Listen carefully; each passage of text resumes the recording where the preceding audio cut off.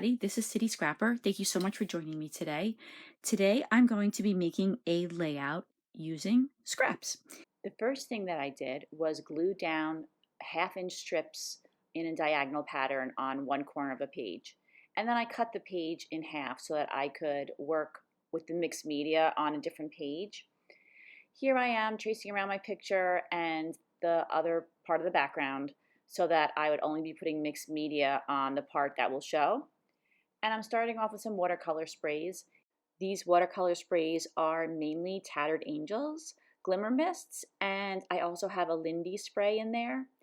And I'm applying these sprays to smooth white 120-pound cardstock, and I've already covered it with white gesso. And I am adding the colors that are in the pattern papers that I'm going to be putting in that other half of the layout and just trying to match them up. My thought process here was that I didn't want to go too crazy with the sprays and the colors, and for me this is not super crazy. A lot of it does get covered up, but because the other portion of the layout is so busy and detailed and there's so much to look at, I wanted to add some color, but I didn't want to add a huge amount of color to this side. So even though it looks like a lot of color, once I put all the embellishments on there, a lot of it gets covered up. Now I'm adding some red, this reddish pink color, and I do find that when the paper is gessoed, it's very easy to clean up mistakes. If any of the color goes somewhere that I don't want, if I spill some color or some color gets splotched or dripped somewhere, you can spray it with water and use a paper towel and most of it will come up. If it's a dark color, sometimes I'll use a little bit more white gesso to cover it up further. But I do think the gesso really protects the paper from those kinds of accidents, and since sometimes I could be a little messy, I think it's really a good idea to cover your page with white gesso. So now I'm just adding a little bit more, just trying to get that color a little bit truer to the color that's in the pattern papers. So I'm just using the nozzle to add a little bit of paper in there and then going back and squishing it a little just to give it more of a natural look and also to spread the color around a little bit. So I do work on the background for a very long time and continue to add color because layers of color are what really makes the watercolors look rich and the colors intense. So I do go back once it's dried and add additional layers of color to each of the areas in all the different colors. And the colors that are in the pattern papers are such a beautiful combination of colors. And the papers come from Simple Stories, Simple Vintage Garden District, and those papers were in my June My Creative Scrapbook kit. And I do manage to make a couple of layouts even after this one, but I was starting to feel that I had a lot of strips and scraps of paper, and putting the papers together is a great way to use up some of those papers and make a really nice pattern. So again, I am just trying to get all of my colors looking as tense as possible. And now I'm adding some splatters. I try to splatter color on color, but the splatters kind of go wherever they want. So I don't worry if the splatters get on other areas of color. The splatters just add a nice little bit of randomness that I like. The next thing that I do is I seem to be very aggressively putting down water and sopping it up with my paper towel, but that technique is great for, again, adding another little dimension to the color. And it's one reason why I like to make sure the colors are very deep, because then when you take the color off with the paper towel and the water, it makes such a nice effect, and the deeper the color, the more variation that you have when you lift up some of the color. So then I dried everything and I put the pattern paper back on again and decided that I could use some white splatters on there. I put white splatters most of the time anyway, and I feel like the white splatters put all over a background helps to kind of make the whole background look cohesive, and it also adds another layer of interest to it. So I usually do use a lot of white splatters. It's just watered down acrylic white paint. And now I'm using this stencil. Paige Evans made a stencil a while back that looks similar to this, and I loved it so much, but by the time I saw it, it wasn't available anymore. And so I used one of her cut files. I just combined her, the cut file in order to make a larger area, and I cut it out on a piece of plastic to make a stencil. And I think it's a very beautiful pattern. So I'm just using my Vicki Boutin modeling paste and pushing it through the stencil, and I think this helps to mute the colors a little bit so that they're not too overwhelming. Now I'm using my ATG gun, making sure that I put a lot of adhesive on this to make sure that it sticks to my gessoed background. And now here's my picture. I'm going to mount it on some white cardstock. It's actually the same paper that I used in the background. It's a nice heavy weight. And this is a picture from the day after my daughter graduated from college. I've been working on that album for quite a while. And I'm backing the picture with some foam now so that it will pop up off the page a little bit. That dimension helps to draw some attention to the picture. And I'm just going to put it right in the center of the layout. However, then I decide that I wanted to back it with some pattern papers, so I did have to rip off that foam that was on the background in order to add the pattern papers right behind the photo. So I pulled out some papers from the kit. I do have that one piece of coral paper that you could see there. That has a bluish green color on the other side. So I did add that into the kit to stretch it a little bit because it's almost like a solid. So I do use that, and I put it on the outside because even though peach isn't thought of as a dark color, any kind of red color has a dark tone to it, and it helps to separate it from the intricate pieced together background. So now I'm gluing those offset pieces of paper on the back of my photo.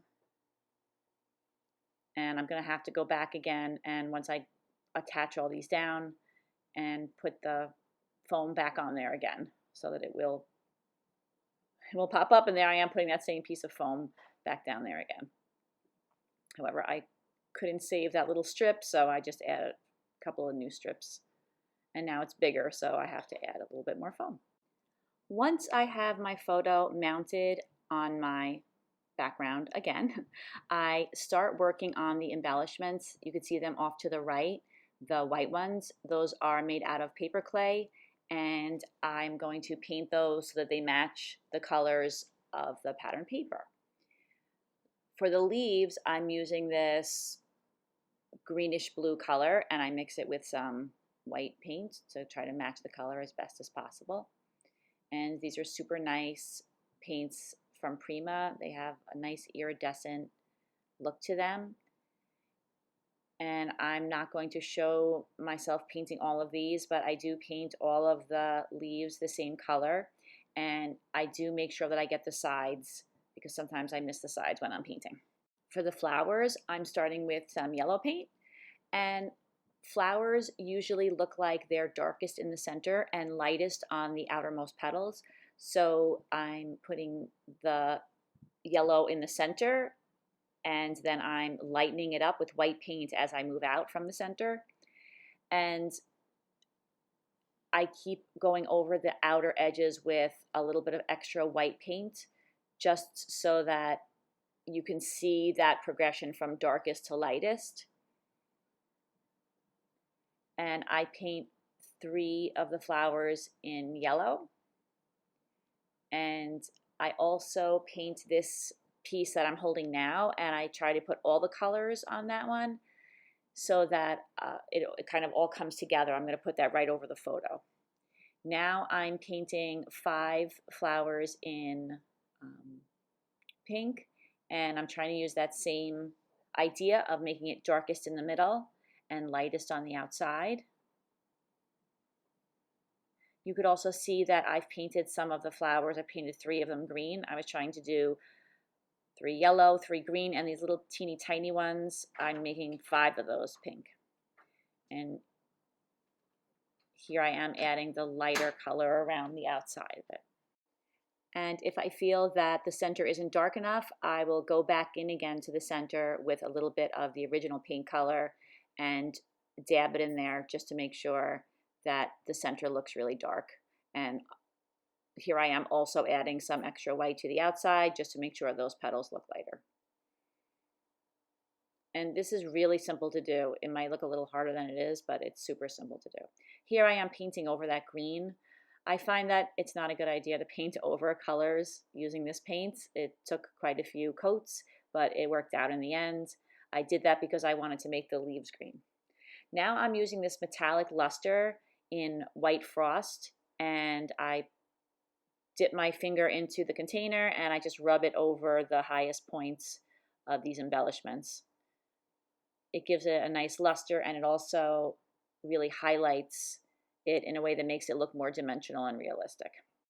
To go along that line between the pattern paper background and the mixed media, I decided to put some flowers. There were some really beautiful flowers in the My Creative Scrapbook kit, but I decided that I wanted to add some white flowers here. There were already so many colorful elements that I didn't want to have something else and make the eye confused as to what was happening. So I decided that white flowers would be best. So I pulled those out of my stash. And now I'm adding all of those clay elements that I just painted and just arranging everything along that line. And that window is from a super pretty mold that I have. And I painted that also, but just with the white paint. I didn't use any of the colors on that. Now I'm using some foam to pop up one side so that it could rest the other side on the photo. And I'm also going to be using my super heavy gel. It's a Liquitex gel, and that acts as a very, very strong glue. And I will be applying that with my paintbrush to all of the flowers and all of the clay pieces. And once that dries, it doesn't come off the layout. So I really like to use that for these heavy duty pieces. And I'm not going to show you me gluing everything down, but I do glue all of the clay pieces and the flower pieces down using that. And I just use, like I said, an old paintbrush to do that. So now that everything is all glued down, I'm adding these leaves that I used a die to cut out. And I use that dark teal color. This is a Kaisercraft paper that I had in my stash that matched that teal color that's in the pattern papers. I didn't have any solid color left, so I wanted to add a little bit of greenery, and I thought this would be the perfect color to use. As you could see up in the right corner there, I cut out a lot of these leaves, and I'm now just trying them out in different places, seeing how they look, seeing what the leaves will do to the clusters, and just trying to fill out those leaf clusters and that area using those leaves. So I'm just putting them in places that I think that they look good. In some cases, I'm cutting them in half or cutting them a little bit, whatever gives me the effect that I like. And I have to say that I do move things around and around, and I reposition things a lot. So this part of the layout does take me a very long time to do. A lot of times, usually within 24 hours after that, I don't really mess with things too much. But if I see something out of place, I will take out the layout and move things around again or cut some more things. And then once a little bit of time has passed, it stops bothering me if things don't look the way I want them to, but I do tend to do that. I was speaking a little bit before about this photo. This photo, like I said, is from the weekend that my older daughter graduated from college. And here we are the next day, and the next day was Mother's Day, and we were having breakfast in a diner that my daughter liked to frequent up where she went to school. And it was really nice to see her. She stayed up at school a little while longer after she graduated, so it was nice to spend the day with her. And then she came home probably a week or so later. Now I'm using some thickers. I saw this in there, Lovely Day, and it's in gold, which I thought was nice that it was a different color because there's a lot of those same colors going on. so I liked that they were gold, but I also didn't want the title to be the only gold thing on the page. So I'm going through my thickers and looking for gold hearts. There were a couple of them on the same page as that lovely day, but then I wanted to add a few extra just so that, again, your eye wouldn't just go to that one spot where there's gold, but it would be spread around the page. And the page is almost done. I'm just going around and gluing down those leaves, and I don't show you all of that. And I also add some photo corners. I love adding photo corners. This is an old EK Success corner punch, and I cut those from different colors that are in the background and put them in each of the corners. I also add a tag here. If you look at the close-ups later, I add another smaller tag underneath it later on. And the last thing that I do is I add these little cutouts. They were from a punch-out sheet. I believe it was a 49 in Market sheet. They look like little tiny seed beads, and they just add a nice little something around the title. And now I'm just gluing them down. And that is the last thing that I do on this layout. And the close-ups are coming up. And I want to say thank you for watching this video. I know it ran rather long. Thank you so much for joining me today, and I hope that you'll like and subscribe. And thank you very much to my current subscribers. I hope everybody has a fantastic day, and I hope there's something in this video that inspires you or that you could use on your own scrapbook page. Have a great day, everybody. Take care. Bye-bye.